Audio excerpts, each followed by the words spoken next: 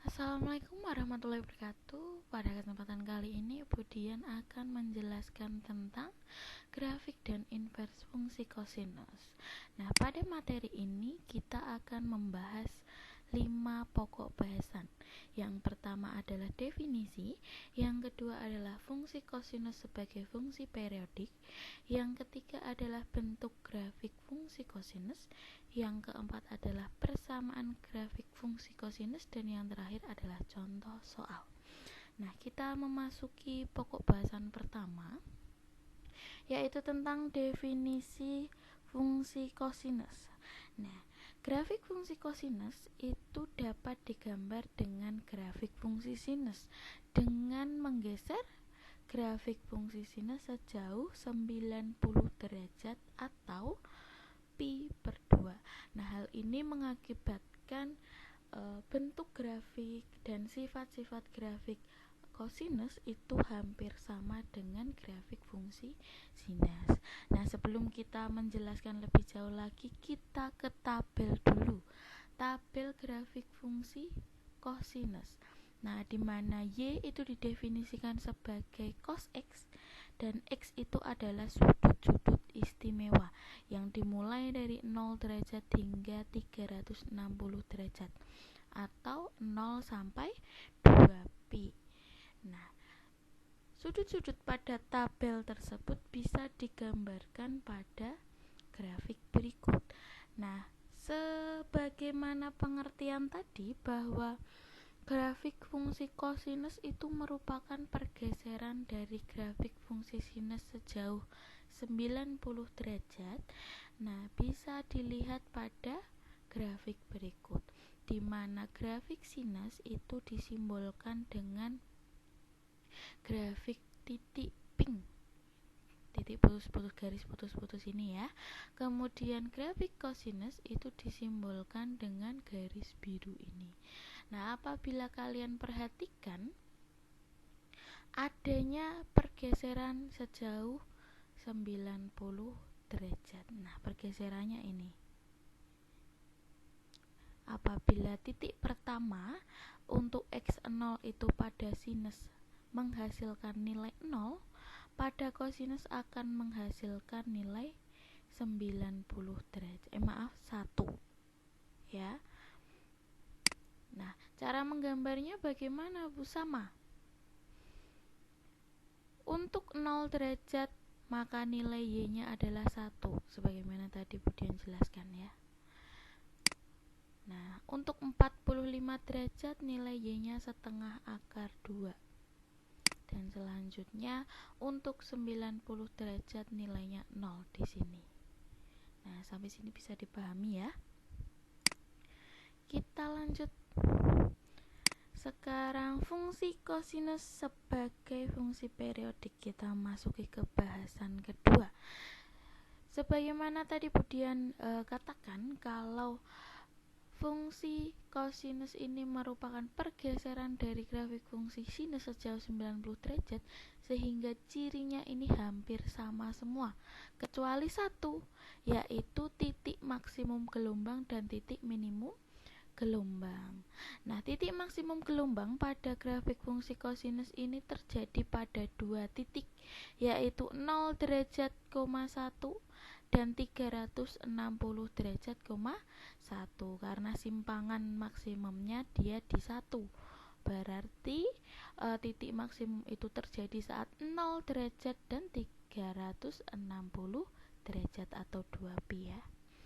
Sedangkan titik minimumnya itu akan terjadi pada saat 180 derajat, min 1 di sini. Nah, kita berbicaranya rentangnya 0 sampai 2 pi ya, makanya hanya ada 3 titik tersebut dengan 2 titik maksimum dan 1 titik minimum. Bisa dipahami ya. Kita lanjut. Nah, grafik fungsi kosinus sama dengan grafik fungsi sinus. Grafik fungsi kosinus ini juga akan berulang saat interval 2 pi, sehingga pada rumus umumnya ini adalah kelipatan 2 pi. N kali 2P karena dia adalah fungsi periodik pada interval 2Pi, sama seperti fungsi sinus. Pada fungsi kosinus dia memiliki periode yang sama dengan fungsi sinus, yaitu 2Pi. Nilai maksimumnya 1, nilai minimumnya min 1, rumusnya sama persis.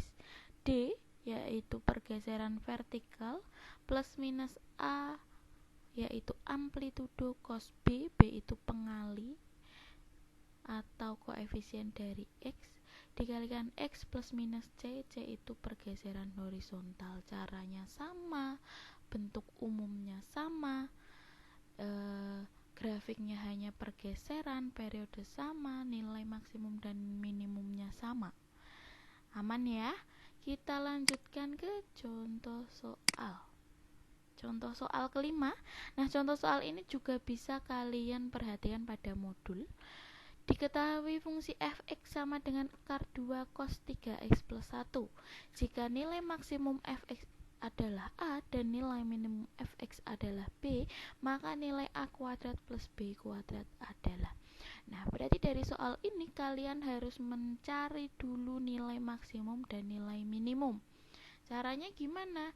Nilai maksimum dan nilai minimum bisa kalian lihat pada amplitudo dan pergeseran vertikalnya, sebagaimana rumus yang Budian berikan kemarin, di mana nilai maksimum itu adalah nilai mutlak dari amplitudo ditambah pergeseran vertikal, dan nilai minimumnya adalah negatif nilai mutlak amplitudo ditambah pergeseran vertikal. Nah, dari fungsi ini diketahui bahwa amplitudonya adalah akar 2, pengalinya atau B adalah 3, dan pergeseran vertikalnya adalah 1. Sehingga tinggal substitusi pada rumus sehingga diperoleh nilai maksimumnya adalah akar 2 plus 1 dan nilai minimumnya adalah negatif akar 2 plus 1. Nah, untuk mencari nilai A kuadrat plus B kuadrat, ya tinggal mengkuadratkan nilai maksimum ditambah mengkuadratkan nilai minimum, sehingga hasilnya adalah 6. Nah, sampai sini bisa dipahami ya. Lanjut, contoh soal 6. Perhatikan grafik berikut. Persamaan fungsi trigonometri yang sesuai dengan grafik di atas adalah. Nah, grafik fungsi tersebut merupakan grafik fungsi kosinus. Nah, di sini yang harus kalian perhatikan adalah jenis grafiknya terlebih dahulu. Dia itu termasuk grafik sinus atau grafik kosinus. Cirinya apa, Bu? Ya bisa dilihat dari tadi, ciri-ciri grafik sinus maupun ciri-ciri grafik kosinus sebagai fungsi periodik. Nah, bisa kalian lihat tadi di modul juga ada. Nah, ternyata grafik ini merupakan grafik fungsi kosinus dengan amplitudo pi. Di sini ada pi ya. Maaf, amplitudonya 2, periodenya pi. Nah, sebagai mana yang tadi didefinisikan bahwa periode fungsi itu adalah pi, sehingga kita harus mencari banyak gelombang atau B, pengali dari X, di mana rumus dari periode fungsi kosinus itu adalah T sama dengan 2Pi per B, sehingga tinggal substitusi diperoleh B-nya adalah 2. Adanya pergeseran horizontal 30 derajat ke kiri. Nah, pergeseran ini karena di sini tidak didefinisikan besarnya, kalian bisa lihat pada batas akhirnya, di mana periode fungsinya itu adalah pi dan ada pergeseran ke kiri di sini. Nah, sehingga kalian harus mencari pergeseran kiri di sini, di mana pergeseran ini adalah titik tengah dari 5pi per 6 dan pi, yaitu 30 derajat. Jadi pergeserannya adalah 30 derajat ke kiri, sehingga tinggal substitusi pada rumus atau bentuk umum fungsi kosinus, yaitu D plus minus A cos B X plus minus C, sehingga diperoleh grafiknya adalah min 2 cos 2 X min 30 derajat. Nah, yang jadi pertanyaan adalah amplitudonya ini. Kenapa amplitudonya min 2, Bu? Sehingga menjadi fungsi fx sama dengan min 2 cos 2 x min 30. Dari kemarin kan dijelaskan bahwa amplitudo itu simpangan, Bu. Jadi nggak mungkin negatif. Nah, kenapa bisa negatif? Sebenarnya hal ini juga berlaku pada grafik fungsi sinus. Apabila grafik itu dimulai pada y negatif, maka yang digunakan amplitudonya adalah titik minimumnya, yaitu min 2. Dari kemarin kan contoh soal pada grafik fungsi sinus itu pasti dimulai dari garis Y positif. Entah garisnya seperti ini atau atasnya lagi, pasti dimulai dari area Y positif, sehingga amplitudonya dia positif. Nah, karena grafik ini dimulai dari area Y negatif, berarti yang digunakan adalah titik minimum. Tapi kalau yang digunakan untuk awalannya itu adalah area Y positif, berarti amplitudonya nanti positif atau 2. Bisa dipahami ya? Kita lanjut. Inverse fungsi kosinus. Nah, kita tahu bahwa inverse fungsi, maaf ini kosinus ya, disimbolkan oleh Y sama dengan inverse cos X atau Y sama dengan R cos X. Dengan catatan ARC ini dibaca dengan arkes. Nah, ada dua simbol tentang inverse fungsi kosinus, harap diperhatikan. Kemudian nilai-nilai inverse cos X atau arkes cos X dapat dihitung berdasarkan aturan berikut. Inverse cos X itu adalah nilai-nilai interval tertutup antara 0 sampai pi. Jadi kalau di luar ini dia tidak terdefinisi. Yang nilai kosinusnya adalah X.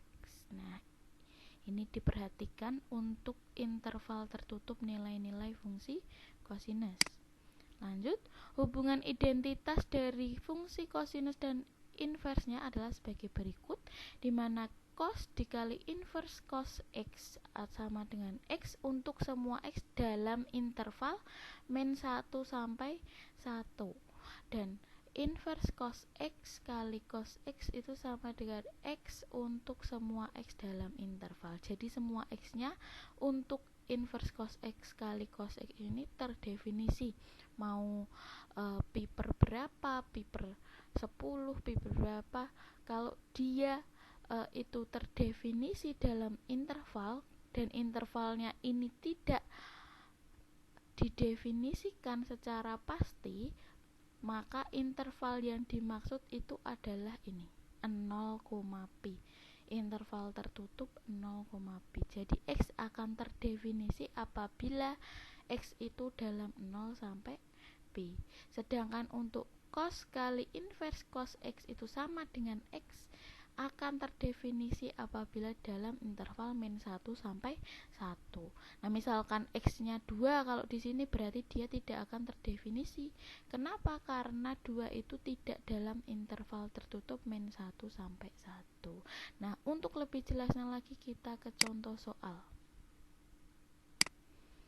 Contoh soal 7, hitunglah nilai dari ekspresi inverse cos setengah. Nah, sebagaimana sinus kemarin, untuk mencari arkes cos atau inverse dari cos itu bisa kalian gunakan kata-kata ini. Cos berapa toh yang hasilnya setengah? Oh, ternyata cos pi per 3. Cos pi per 3 itu hasilnya setengah. Maka inverse cos setengah itu sama dengan pi per 3. Nah, gunakan kata-kata itu karena ini penting banget untuk materi kita selanjutnya, yaitu persamaan trigonometri. Oke, lanjut ke contoh soal 8. Hitunglah cos inverse cos 2 dan inverse cos pi per 4. Untuk soal A dulu. Cos inverse cos 2 bisa dilihat pada hubungan identitas dasar pertama Apakah 2 ini terdapat pada interval tertutup min 1,1? Kalau tidak, dia tidak akan terdefinisi. Kalau dia ada, berarti dia terdefinisi. Nah, ternyata 2 ini tidak terdapat pada interval min 1,1, sehingga nilai cosnya tidak ada. Nah, sekarang kita ke soal B. Inverse cos kali cos pi per 4, sebagaimana tadi dijelaskan, X dalam interval 0 sampai pi. Ternyata pi per 4 itu terdefinisi atau ada dalam interval ini, sehingga inverse cos pi per 4 menghasilkan nilai pi per 4. Paham ya? Nah, jika ada pertanyaan, silakan ditanyakan di grup diskusi kita. Terima kasih. Salam manis dari Budian. Wassalamualaikum warahmatullahi wabarakatuh. Semangat pagi anak-anak.